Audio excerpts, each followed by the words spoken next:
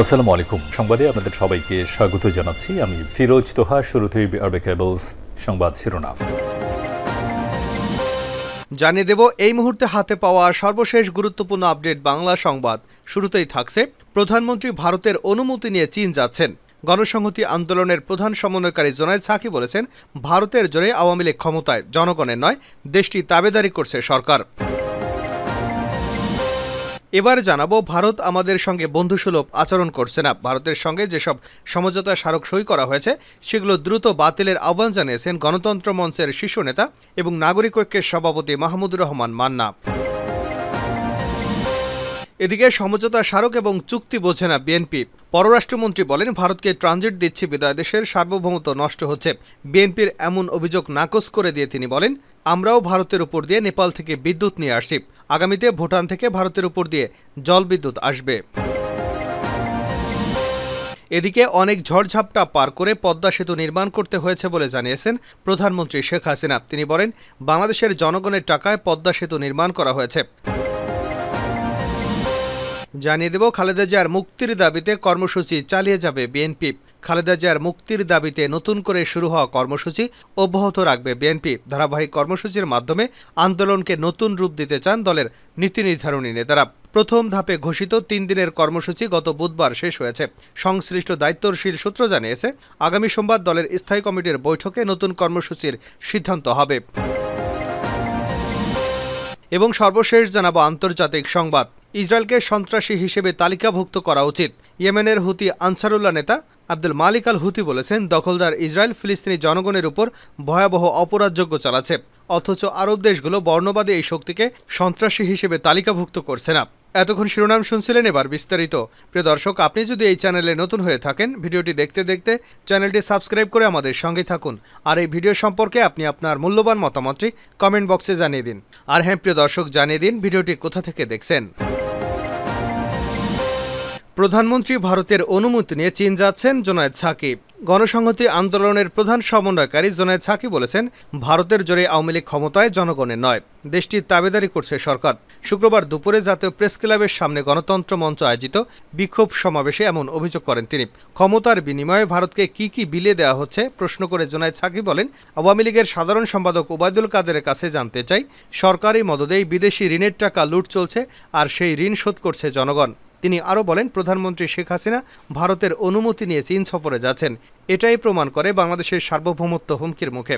সবাই বক্তারা হুঙ্কার দিয়ে বলেন, গলায় গামছা বেঁধে সরকারকে বিদায় করতে হবে। তিস্তা প্রকল্পে ভারতকে যুক্ত করা সরকারের নতজানু পররাষ্ট্রনীতির প্রমাণ। ভারতের সঙ্গে রেল ট্রানজিট প্রসঙ্গে নাগরিক ঐক্যের সভাপতি মাহমুদুর রহমান মান্না বলেন, ভারতের সঙ্গে রেল ট্রানজিট সমঝোতা নিয়ে জনগণকে অন্ধকারে রেখেছে সরকার। রেল করিডোর সমঝোতা বাংলাদেশের নিরাপত্তার জন্য হুমকি। ট্রেনে নিত্য পণ্য নাকি অস্ত্র পরিবহন করবে ভারত, এমন প্রশ্ন রাখেন এই নেতা। ভারত আমাদের সঙ্গে বন্ধুসুলভ আচরণ করছে না মান্না। ভারতের সঙ্গে যেসব সমঝোতা স্মারক করা হয়েছে সেগুলো দ্রুত বাতিলের আহ্বান জানিয়েছেন গণতন্ত্র মঞ্চের শীর্ষ নেতা এবং নাগরিক ঐক্যের সভাপতি মাহমুদুর রহমান মান্না। শুক্রবার রাজধানীর জাতীয় প্রেস ক্লাবের সামনে গণতন্ত্র মঞ্চ আয়োজিত এক প্রতিবাদ সমাবেশে এই আহ্বান জানিয়ে তিনি বলেন, না হলে পরিণতি অনেক খারাপ হবে। মাহমুদুর রহমান মান্না বলেন, ভারত তথাকথিত সিকিউরিটির নামে বাংলাদেশের জনগণের ভোটাধিকার কেড়ে নিয়েছে, মৌলিক অধিকার কেড়ে নিয়েছে। বাংলাদেশে গণতন্ত্র বিকশিত হতে দেয় না। 15 বছর ধরে গায়ের জোরে একটা সরকার ক্ষমতায় বসে আছে, তাকেই ক্ষমতায় রাখার চেষ্টা করে। আমরা ভারতের সঙ্গে বন্ধুত্ব সম্পর্ক রাখতে চাই, কিন্তু ভারত আমাদের সঙ্গে বন্ধুসুলভ আচরণ করছে না।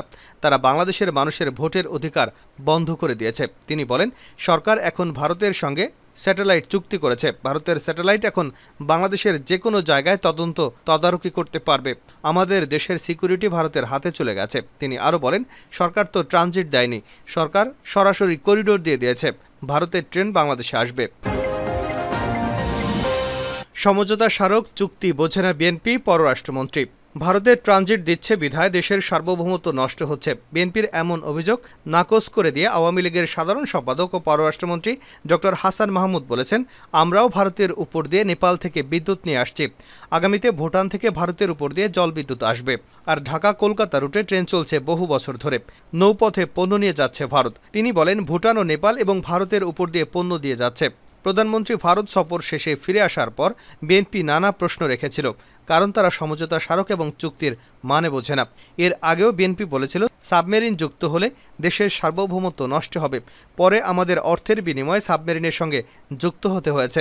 শুক্রবার বিকেলে নীলফামারী সৈয়দপুরে আওয়ামী লীগের রংপুর বিভাগীয় বর্ধিত সভায় প্রধান অতিথির বক্তব্যে তিনি এসব কথা বলেন। শহরের পার্বতীপুর মোড়ে ড্রিম প্লাস হোটেল অ্যান্ড রিসোর্টে হলরুমে বিকাল ৩টায় এ সভার আয়োজন করা হয়।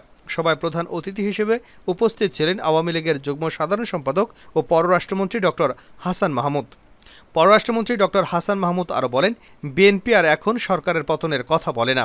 তারা এখন বেগম খালেদা জিয়ার মুক্তির কথা বলে। বেগম খালেদা জিয়া অসুস্থ হলে বিএনপি নেতারা খুশি হন। তারা এখন তারেক ভীতির শঙ্কায় ভুগছেন। বিএনপির মহাসচিবও সেই শঙ্কার মধ্যে আছেন। বিএনপি জামাতসহ সব অপশক্তি নির্বাচন বানচাল করতে বসেছিল, কিন্তু তাদের সেই অপচেষ্টা নস্যাৎ হয়েছে। এখন পর্যন্ত প্রধানমন্ত্রী শেখ হাসিনাকে ৮১টি দেশ এবং ৩২টি আন্তর্জাতিক সংস্থা অভিনন্দন জানিয়েছে। পদ্মা সেতু নির্মাণে অনেক ঝড়ঝাপটা পার করতে হয়েছে প্রধানমন্ত্রী।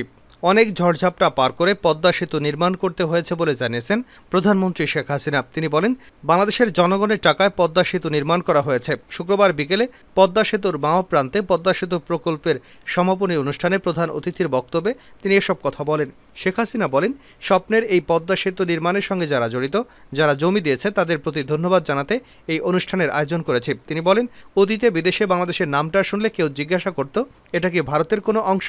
মিসকিন হিসেবে আমাদের হিসেব করা হতো, যেটা আমাদের অত্যন্ত কষ্টের। লাখো শহীদের রক্তের বিনিময়ে আমরা পেয়েছি স্বাধীনতা। আর সেই স্বাধীন জাতি হিসেবে আমাদের মর্যাদা থাকবে না, আমরা মাথা উঁচু করে দাঁড়াতে পারবো না, আমাদের আত্মমর্যাদা বোধ থাকবে না। এটা কী ধরনের বাংলাদেশ? খালেদা জিয়ার মুক্তির দাবিতে কর্মসূচি চালিয়ে যাবে বিএনপি। খালেদা জিয়ার মুক্তির দাবিতে নতুনভাবে শুরু হওয়া কর্মসূচি অব্যাহত রাখবে বিএনপি। ধারাবাহিক কর্মসূচির মাধ্যমে আন্দোলনকে নতুন রূপ দিতে চান দলের নীতি নির্ধারণী নেতারা। প্রথম ধাপে ঘোষিত ৩ দিনের কর্মসূচি গত বুধবার শেষ হয়েছে। সংশ্লিষ্ট দায়িত্বশীল সূত্র জানিয়েছে, আগামী সোমবার দলের স্থায়ী কমিটির বৈঠকে নতুন কর্মসূচির বিষয়ে সিদ্ধান্ত হতে পারে। বিএনপির স্থায়ী কমিটির সদস্য গয়েশ্বরচন্দ্র রায় গতকাল বলেন, খালেদা জিয়ার মুক্তির লক্ষ্যে যে কর্মসূচি শুরু হয়েছে এটা চলমান থাকবে। এখান থেকে পেছানো যাবে না। জনগণের আকাঙ্ক্ষা এবং পরিস্থিতি বিবেচনা করে কর্মসূচি ঠিক করা হবে, যাতে জনগণের প্রত্যাশা এবং আন্দোলনের লক্ষ্য সফল হয়। বিএনপি চেয়ারপারসন খালেদা জিয়া দীর্ঘদিন ধরে গুরুতর অসুস্থ। সর্বশেষ 10 দিন হাসপাতালে চিকিৎসা নিয়ে গত মঙ্গলবার বিকেলে তিনি বাসায় ফেরেন। এ দফায় খালেদা জিয়া হৃদযন্ত্রে পেসমেকার বসানো হয়। এ অবস্থায় তার মুক্তির দাবিতে বিএনপি নতুন করে কর্মসূচি শুরু করে। এর মধ্যে গত 29শে জুন রাজধানী ঢাকায়, 1 জুলাই মহানগর এবং গতকাল জেলা পর্যায়ে পৃথক সমাবেশ করে।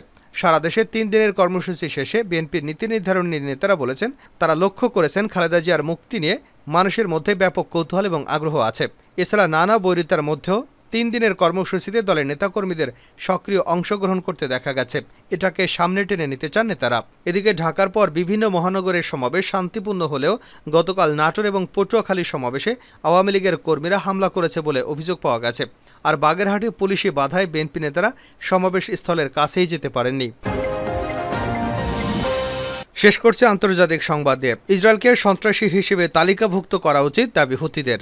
ইয়েমেনের হুতি আনসারুল্লাহ নেতা আব্দুল মালিক আল হুতি বলেছেন, দখলদার ইসরায়েল ফিলিস্তিনি জনগণের উপর ভয়াবহ অপরাধযোগ্য চালাচ্ছে, অথচ আরব দেশগুলো বর্ণবাদী এই শক্তিকে সন্ত্রাসী হিসেবে কালো তালিকাভুক্ত করছে না।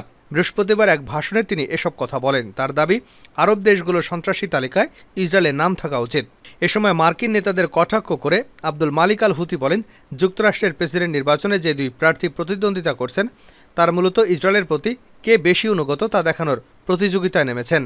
আনসারুল্লাহ বলেন, আরব দেশগুলো হিজবুল্লাহকে সন্ত্রাসী সংগঠন হিসেবে দেখে।